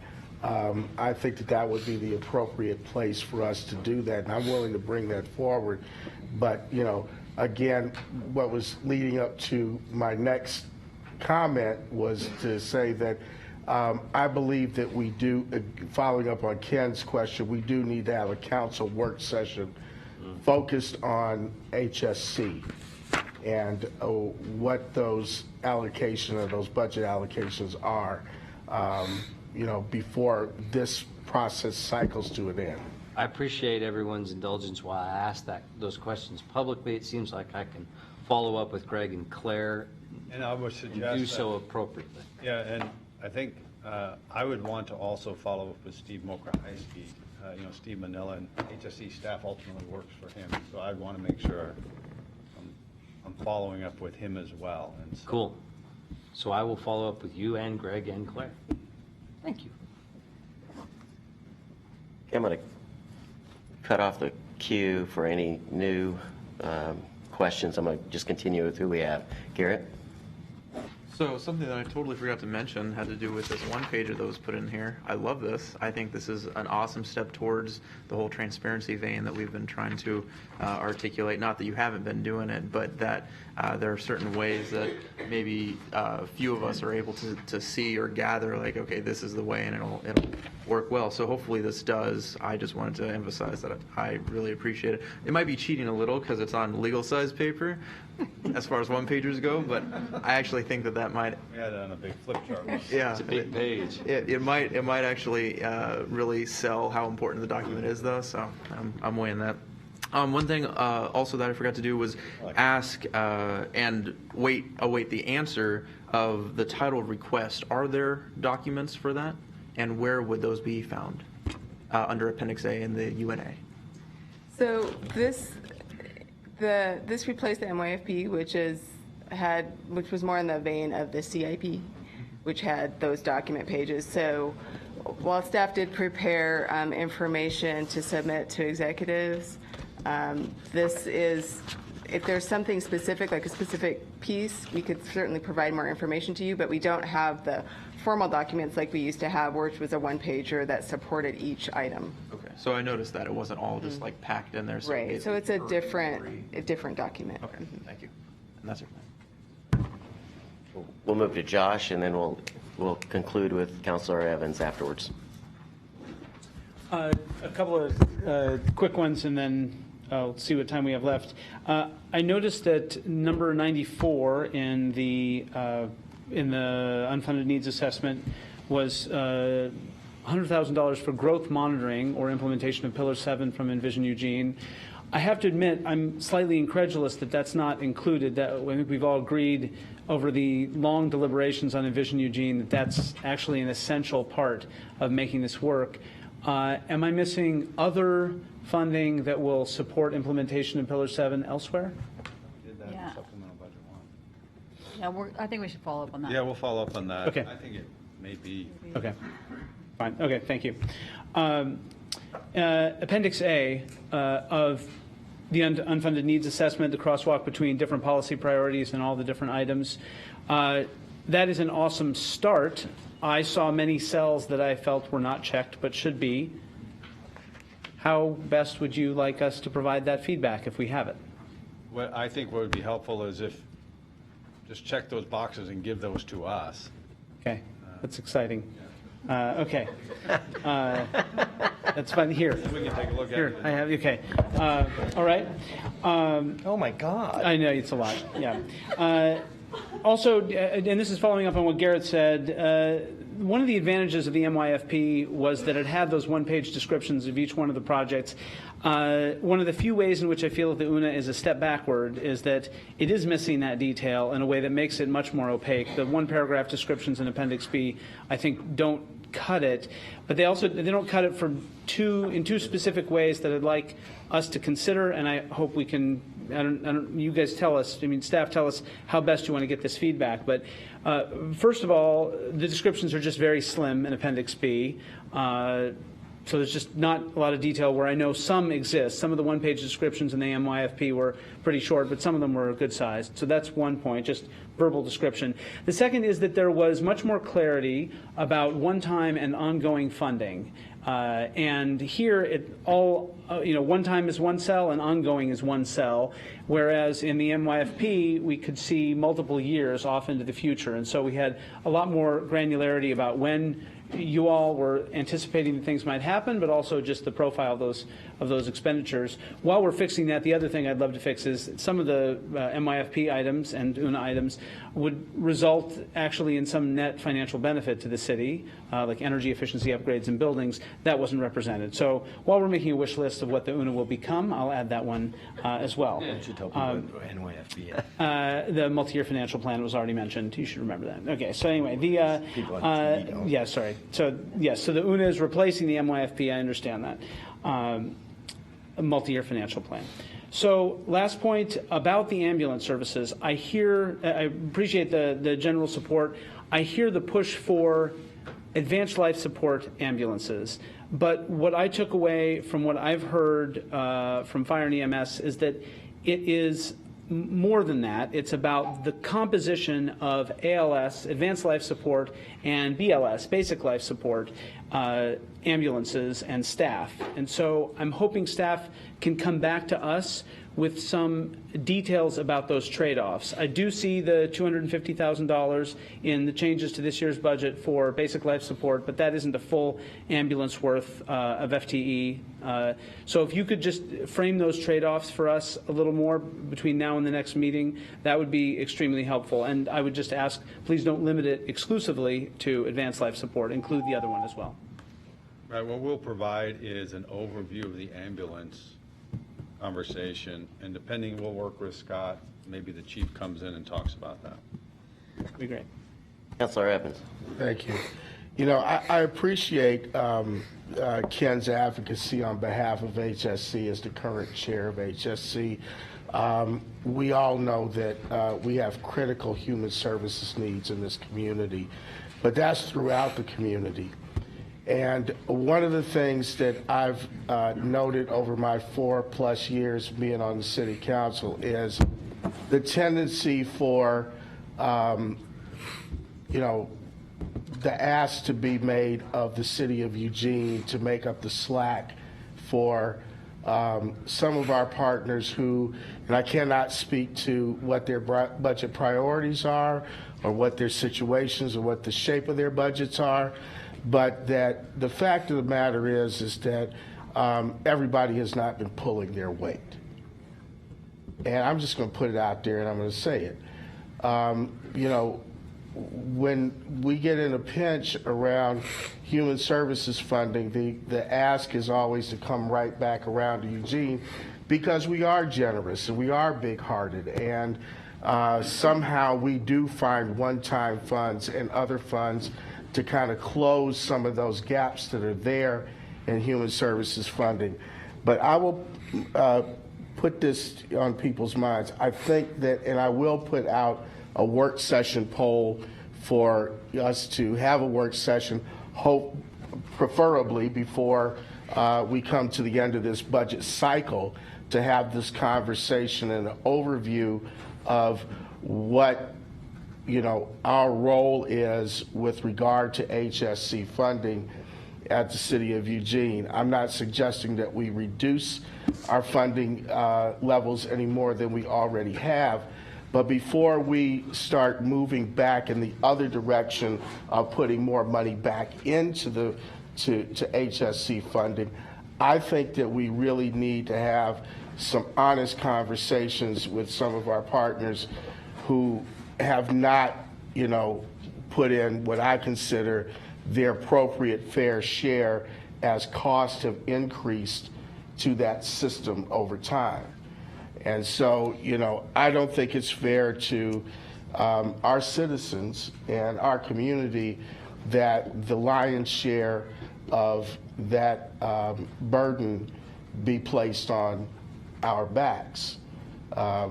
I think we need to do what we can do and do the best that we can do, but people will have expectations of us going forward that we may not be able to sustain, as Councilor Pryor so well puts, over the grand arc of our budget cycles as we move forward.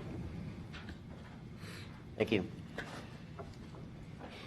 Thank you all, the Budget Committee members, for your comments tonight.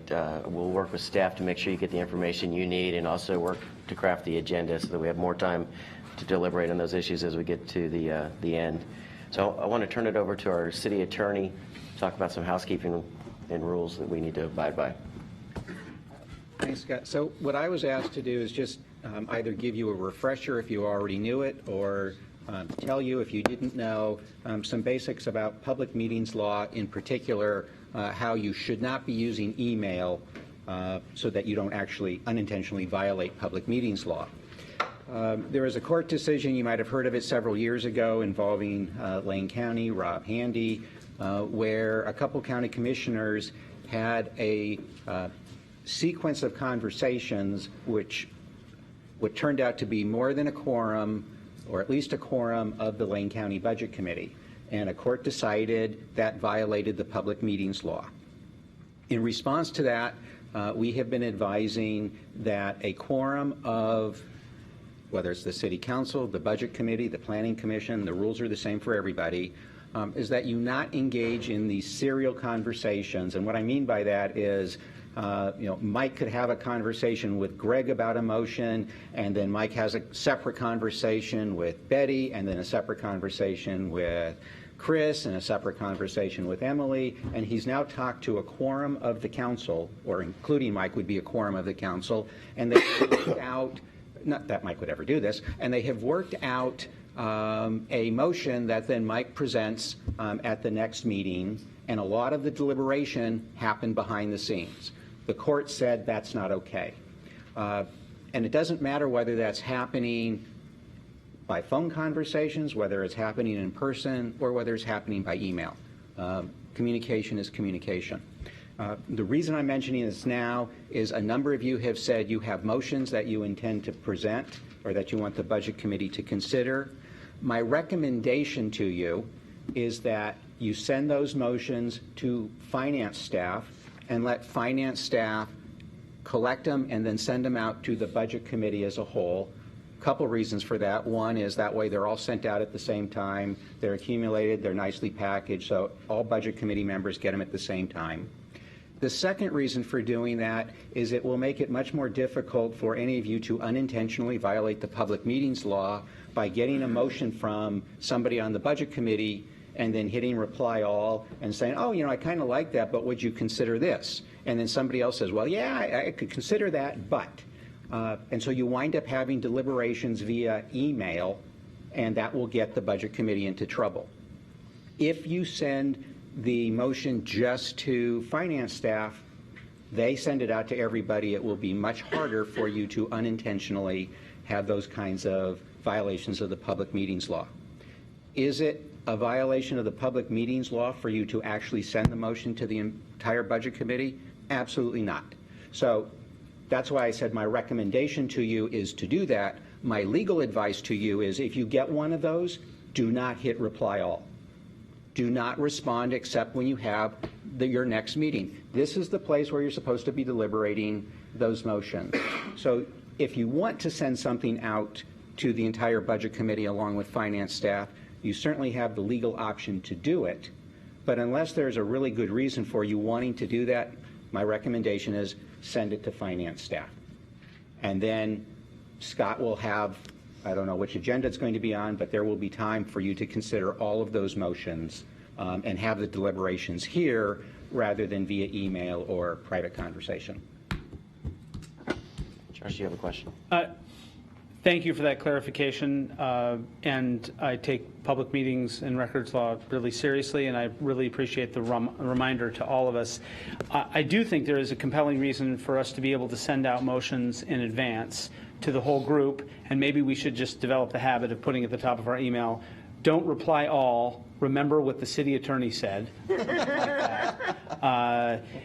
But the reason I say that is that the form in which most motions have been floated in advance in my time on the Budget Committee is with no rationale and no detail. And so it makes it difficult for us to do the kind of pre-deliberative thinking ahead of time. We're kind of stuck just looking at it and guessing at the intent and the details. And so if we could, I heard a bunch of very thoughtful arguments fit into the 3 minutes tonight from some potential motions. I'm guessing there's more than 3 minutes to say about each of those motions. I would just suggest to everyone that we be able to send those out to everybody, finance staff and the Budget Committee staff, or Budget Committee members, but do so with that caveat and make sure that we keep each other from breaking the law by accident. And again, that would be completely legal to do that as long as people didn't reply to them.